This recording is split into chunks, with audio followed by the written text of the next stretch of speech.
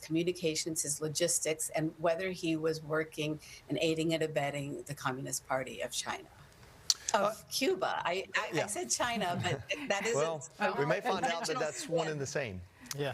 Exactly. That's a good slip. So I found this interesting. So a few years ago, there was the tenant company scandal where several conservative influencers were getting paid by a company that was on the back end getting paid by Russia. But even under a federal investigation, I believe under the Biden administration, they found that those influencers didn't know. They didn't know where the money was coming from, so they weren't criminally liable. But it brought up this idea, this foreign agent registration necessity. Is there specific legislation for Cuba and kind of adversaries, or is this really just under that guise of the foreign agent registration? In other words, if Hasan Piker took any type of payment for the propaganda, then he has to register as a foreign agent.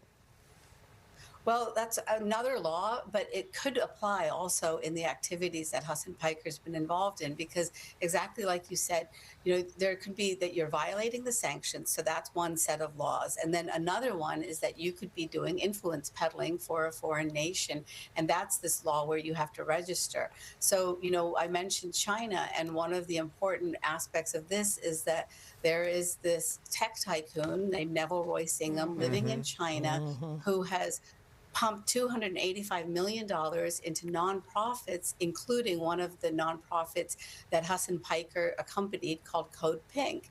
And the big question on that front is whether these nonprofits are acting as agents of malign foreign influence. Those are three words that I hope everyone will learn, because that is what you see on the streets of America then, when you see these protests that talk about fascism.